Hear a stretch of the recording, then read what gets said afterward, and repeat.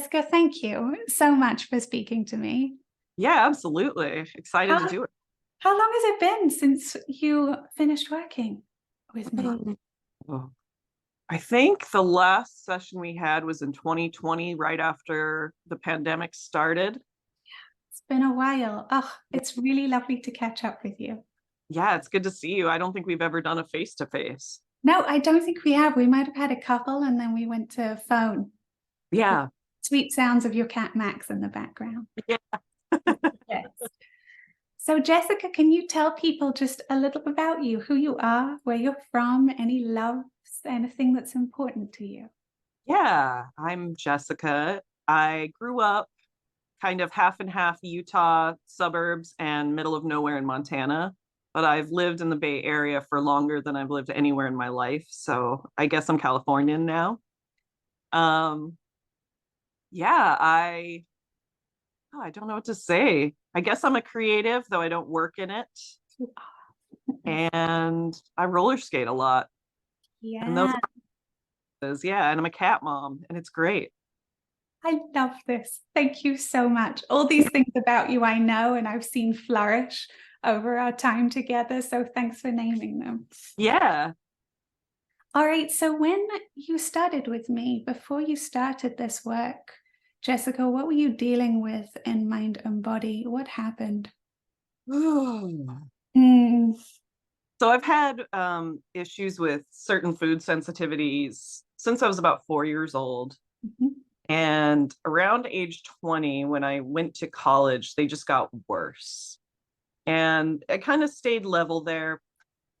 And then around a certain time, I got a new job and I moved into a new apartment. And for a few years, everything just sort of slowly sank. Like I was getting sicker and sicker. I was diagnosed with Hashimoto's thyroiditis. Tired all the time. There'd be months where I just didn't really leave the house much, or the only thing I could do was go to work and come home if Mhm. I was lucky. And I feel very lucky in that I had a brother who was pretty open-minded and he got me into functional medicine, which really helped. Good. And I moved out of, it turns out my apartment was moldy and I moved out. And at first everything was like, okay, I'm just going to get better now. My Mhm. Hashimoto went away. But I was still anxious all the time. I was still tired. I was still I couldn't reintroduce foods. It was like I hit this plateau. And at the time, now my functional medicine doctor is very adamant about people working mind body. Um, she wants you to be in some kind of, at least doing some sort of neuroplasticity mind body thing for yourself. But back then it was less focused on. Yeah. Um, so I just like, I was just monitoring my environments constantly. It was like I'd be waiting for the train and I'd be focusing on the mold in the station. Oh, I know. I Mhm. Oh, I'd be at work and just like scanning everything. Anytime there was a leak, I would lose my mind. Emotionally, I was just fragile. I couldn't handle anything. Um, Yeah, resilience goes down so much, huh? yeah, like I would just, I know people don't like this word, but I felt crazy. I felt just bananas. Um, yeah, that's really where I was at. I thought I was going to get better moving out of mold, got rid of everything I owned, and it helped, was a huge part of it. But then I plateaued out and had to Yeah. look elsewhere. It's a really common thing that we think because we've been so focused on the physical. We're like, I have my ducks in a row. I'll be okay now. And then suddenly you have no ducks. They are not in a row. You have squirrels at a rave. And Exactly. inside is so anxious and everything feels so scary all the time. All the time. And I was just always worried that like the next rainstorm was going to ruin my apartment and I was going to have to get rid of everything again. And, catastrophizing all the time. Indeed. Very Victim's a superpower. Yeah, my body was a project. I wasn't really in it. It was a project I was always trying to fix. It's a really good point that approach we have of being like a never-ending piece of flat pack furniture, which is going at it and going at it, not in relationship with it. So when did that start to change? What made you start to gravitate towards that mind-body neuroplasticity way of approaching this? Oh, honestly, it was your Instagram. You were the first person that I saw heal all this stuff. And at first I was very reactive about it, like just couldn't handle it. And like, I think I muted you for a bit because I was like, I can't do this. And then I think after I moved out of mold and I was hitting a plateau, I'm like, all right, I need to see what this gal was doing because clearly it wasn't just mold.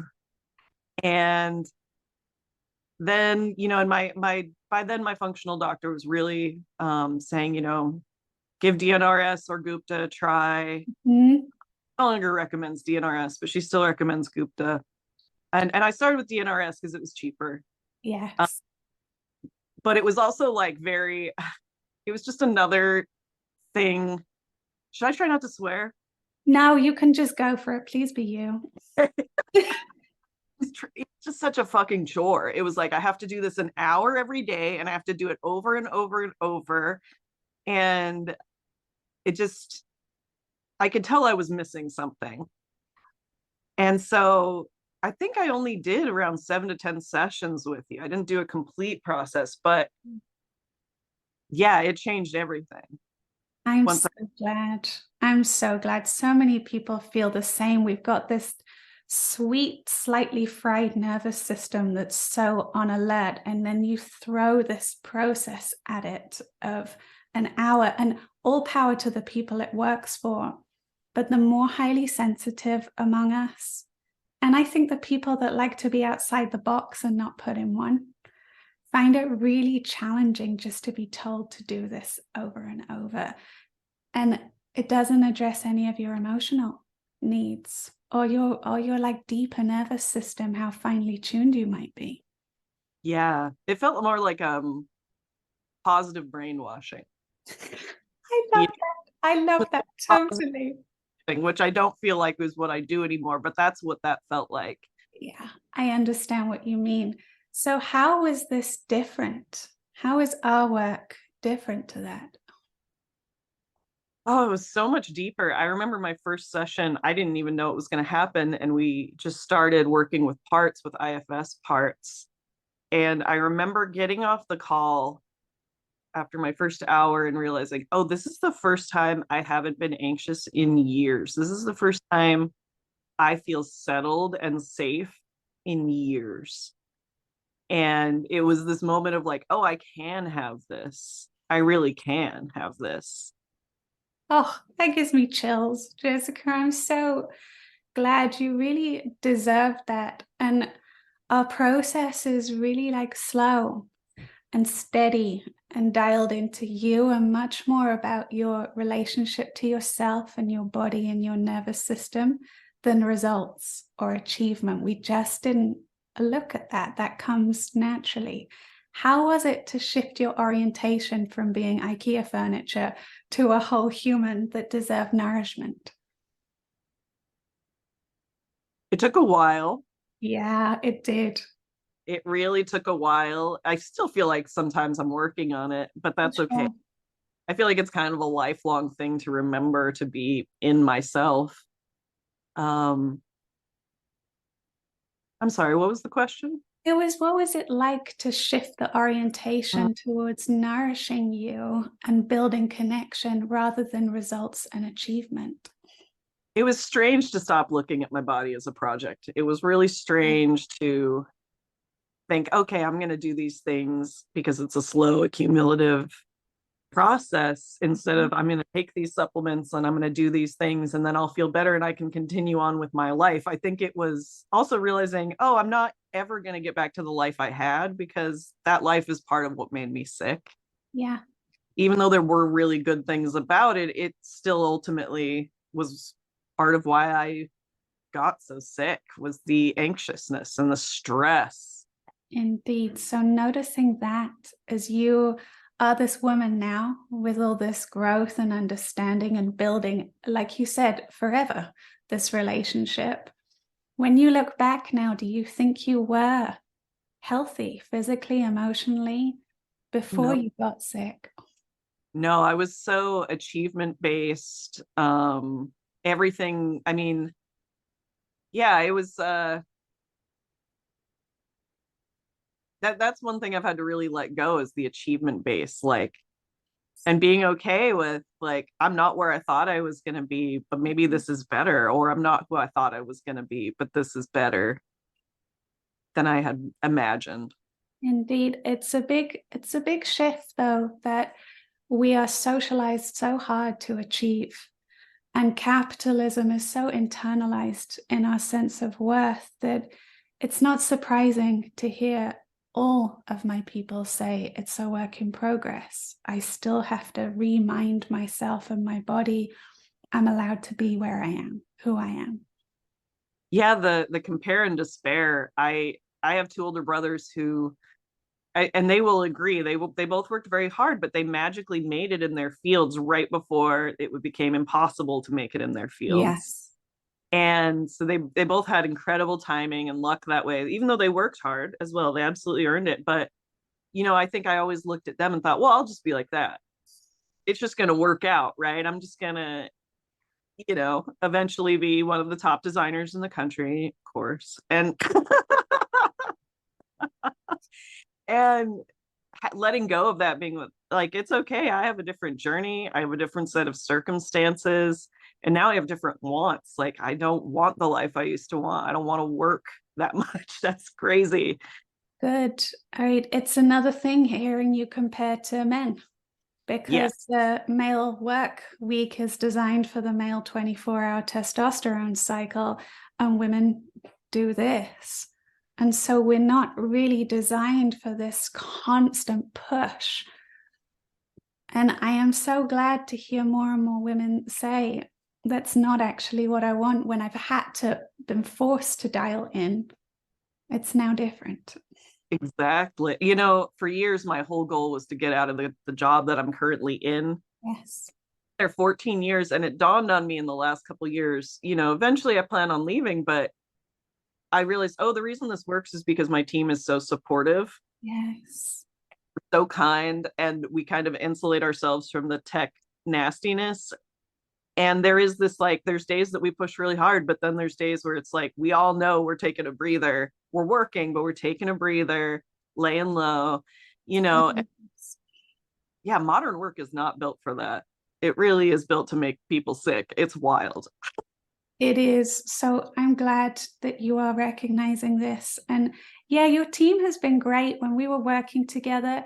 It's not the great love, but it's nourishing in the way of enough supportive community and enough flexibility that your nervous system could still heal within it. Exactly. Good. So your relationship with yourself has really changed through this recovery. Oh yeah, absolutely. Yeah. What do you notice now about how you relate to yourself comparative to before? I don't look at myself as something to fix as much. um Nicer to myself. I'm Yes. much self, and I feel like I'm nicer to other people as well, and I give people more compassion, and it makes driving easier. It's angry. I always tell my brother, I'm like, that person in front of you pissing you off, just imagine it's our 70-year-old mother. Like, like, Totally. and just really have being able to look at everyone as everyone really is just doing the best they can, even if it doesn't seem like it.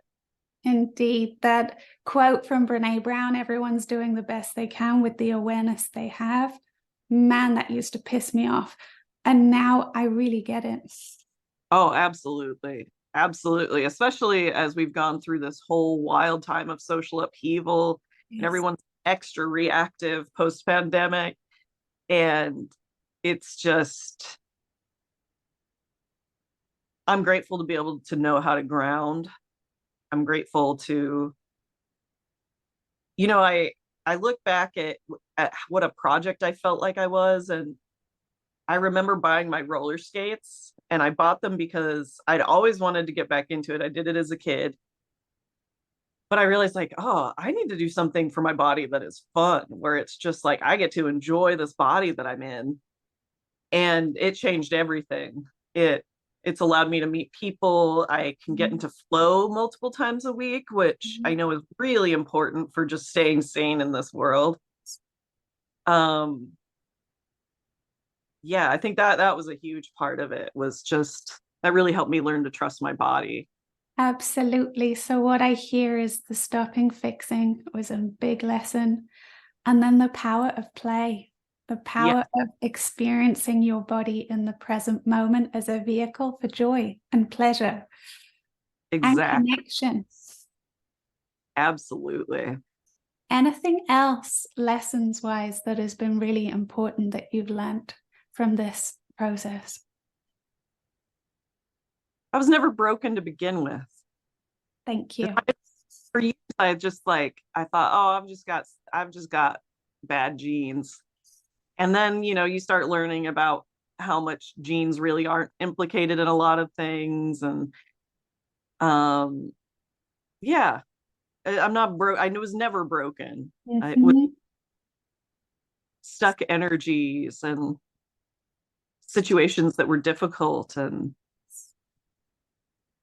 So, what skills do you use now that you didn't have before for this energy and tough people, tough situations that we all encounter? What skills have you taken away with you?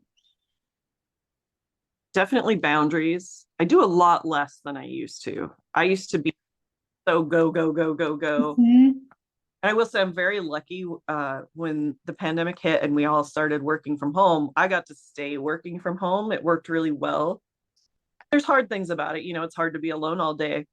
But I remember saying this to you in a session, like, I don't know how I lived that life. I still look at that commute of I was on a train 2 hours a day. Like, when did I even live? Now I know I need, 8 to 9 hours of sleep, which you tell people and they act like you're crazy. And I'm like, you probably need it too. But They do, especially women. Women need more sleep. yeah, right. So just being able to give my body more grace, Yeah. not catastrophizing, learning to look at things like, oh, I'm having a tired day and that's okay. It's okay to Yeah. have these cycles of being tired and then cycles of, oh, I've roller skated every day this week and I'm totally fine. Whereas Cycles. exactly before I would have looked at, well, I was fine yesterday. What's wrong with me today? Or, I think sometimes I would beat myself up so much that I would just lose so much energy. Absolutely. It's exhausting when your inner critic is just berating you. It's really, really tiring. So, what I hear is the ability to meet yourself where you are. You've cultivated presence and acceptance that you have different resources on different days because you are human. Exactly. Exactly. Yeah, enough sleep and enough attunement to your unique body to give it what it needs. Yes. And also caring about myself more than my work or more than, I love other people, but also have learning like I'm the only one that's going to put me first. And even if other people don't understand why I need to go to bed at 9 p.m. tonight, that's just the truth of it.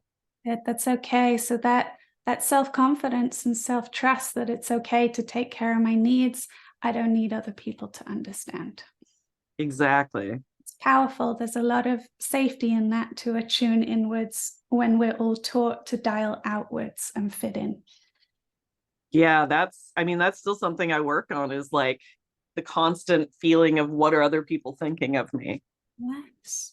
I mean, look at social media, how it's set up and how we are taught to compare and feel lack because it makes us damn good consumers. So I think it's something we all continue to work with, right?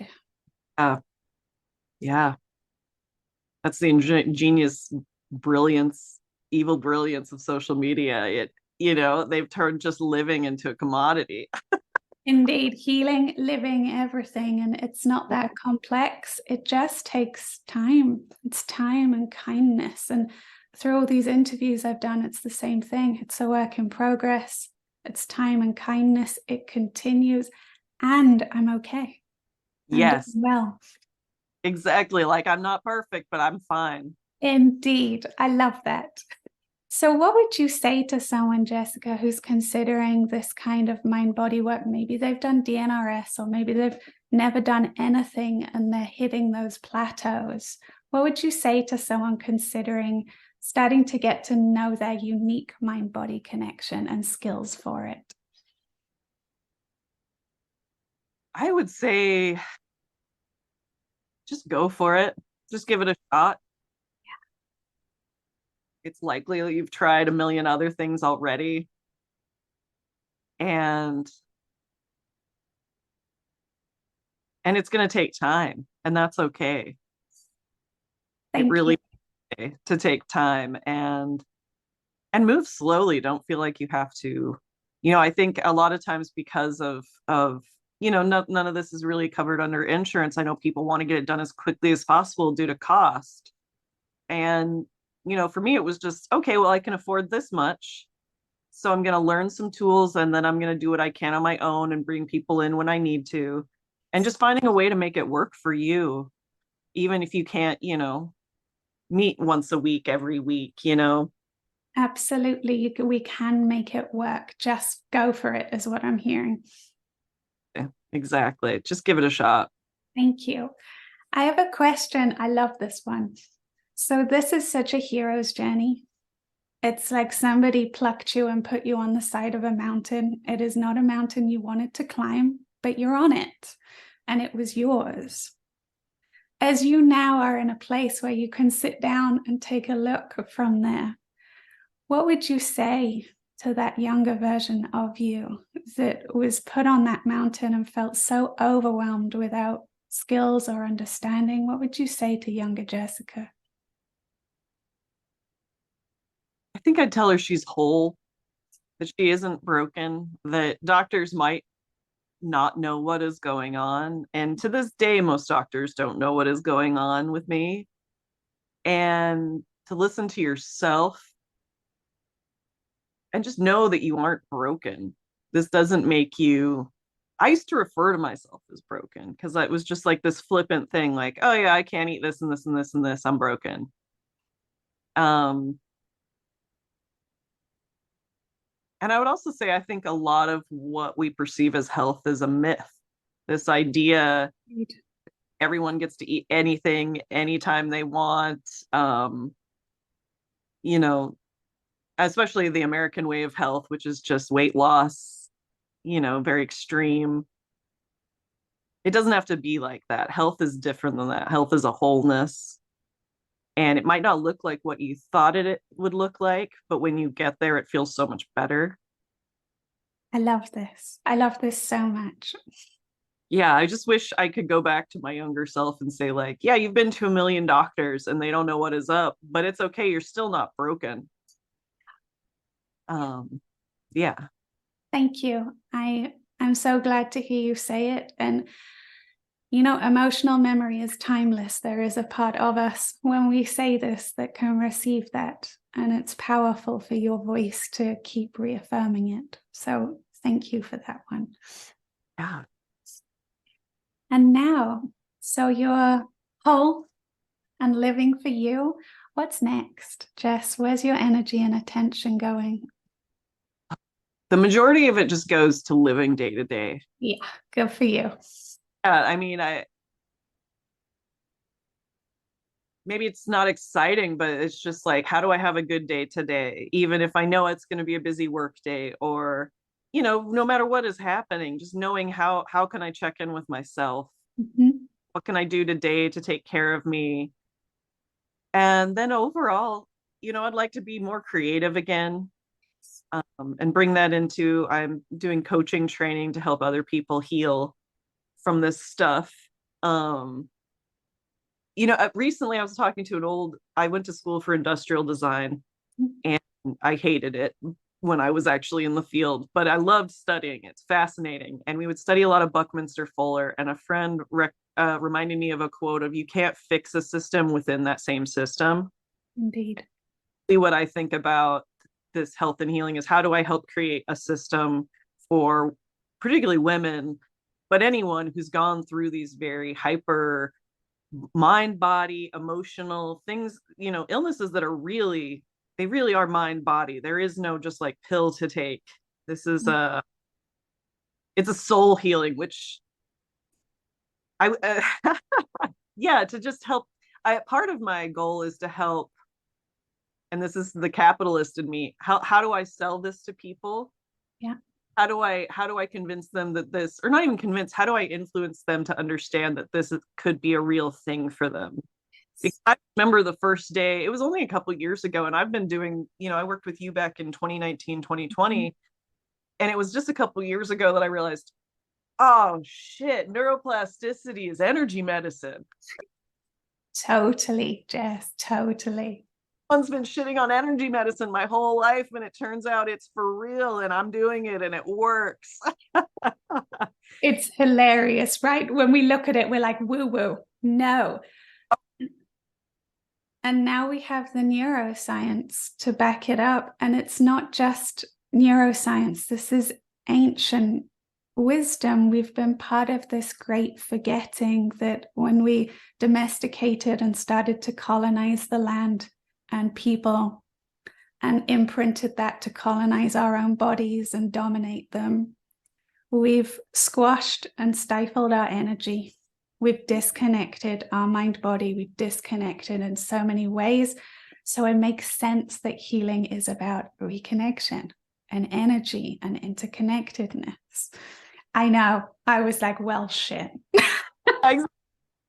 When my parents were Mormons who quit Mormonism. So I grew up, in a very anti-religious household. Yes. And they spiritual, but us kids became very much not.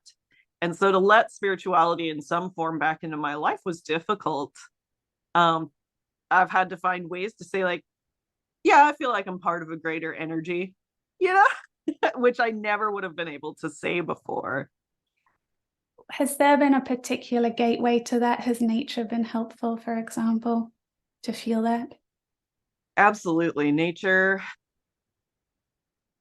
Skating. You get in flow when you skate. Skating, and also reading more by Gabor Mate, that really opened me up to it, because and once again, it's the selling of it. It's like, here's this doctor who's worked within the system and is very clearly stating all the ways that it's not working. Indeed. And it did sort of open me up to, like, oh, it's okay to be spiritual, it's okay to have belief, it's okay to have faith. And it's okay to have faith and also realize that the world is bananas and it's never going to be perfect. And there's always going to be crazy, horrible stuff happening. But you really have to focus on yourself and your life. We weren't meant to see it all happening in real time all the time. Exactly. We're not designed, our nervous system is not designed to calibrate the whole planet's traumas. And we can't thrive if we're constantly letting that in. But yes, we do need to dismantle systems. No, it probably won't happen in our lifetime. But yes, we can be part of it by caring for this and giving back to community, being healthy and living to our values, etc. So yeah, I hear you, friend. I champion this a great deal too. Thank you. That was a beautiful reflection. Is there anything else, like final thoughts or anything you'd want to share with people still going through this, or anything that matters to you to say? I think just my biggest thing would be, find something fun that you've always wanted to do, even if you've never tried it, and just do it. I never thought, I'm 40 now and I roller skate multiple times a week. I'm an outdoor skater, so, I'm full pads and helmet. I'm never going to be one of the cute little skaters with, like, I'm like, no, I'd rather not break my knees. But just go and try it, because I never thought, in my 40s, I'm in this place where I'm watching my friend's life split, where it's people with kids and people without. And the thing that I love about skating is I meet everyone. There's so many different people. So find a community, find something fun, whatever that looks like, because that changed everything. I mean, even now, if I'm feeling lonely on a weekend, like I know I can look on Instagram and see where there's a skate party. And if I want to go to it, it's just join a community of some kind. I'm not even like I'm not a pillar, I'm a peripheral. I show up sometimes. Mhm. You don't have to be like in it full time, but it changed everything. It Um, does. Thank you. It's such a good final reflection for people healing, because if you become just laser focused, you cannot heal that way. Your system will continue to stay activated in fixing mode, finding, like that it becomes your whole pie when it needs to only be a slice. when you stop focusing on, and also just listen to other people's problems, because everyone's going through shit and they're going through stuff you can't imagine either. Like, I tell people my journey and they think it's wild, and then they tell me theirs and I'm like, holy shit, you grew up in East Oakland and you're still here. Like Absolutely. We do. So that isolation, we think it's just us, and it really isn't. It is such a part of self-compassion to open up and realize this is part of the human experience. No one knows what the fuck they're doing. Everybody struggles. And there's a lot of solace in that, of listening and being together and connecting over other things, not just thinking constantly and focusing on your recovery. yeah, and initially I couldn't skate all the time. I think my biggest skate was like once a week for an hour, and I would be wrecked the next day. But now, every once in a while I'll go out on a 15-mile skate with friends. That's not normal, but I can do it. Or, I regularly skate 10 miles a week, and it was slow. It took time. There you go. And Again, that slowness, the allowing your body to be where it is and letting it gently open out as it can. Yeah. exactly. Thank you so much, Jessica. I'm so excited for you to qualify and help other people. You really will be such a gift because you've been here. Oh, thank you. I hope so. Sometimes I feel like I don't have the right demeanor. I swear a lot and I love filthy jokes. And, on the other hand, I'm like, I kind of think it's good because I don't fit the stereotype of what energy healing people look like. And I Indeed. get around that a bit. It's not all oh hi. I love it. Your vibe attracts your tribe. Your people will come to you. Not everyone likes my humor. And as you know, I swear a lot and I'm British and we must laugh. Doesn't work for everybody, but that's a good thing because then they can find somebody that does.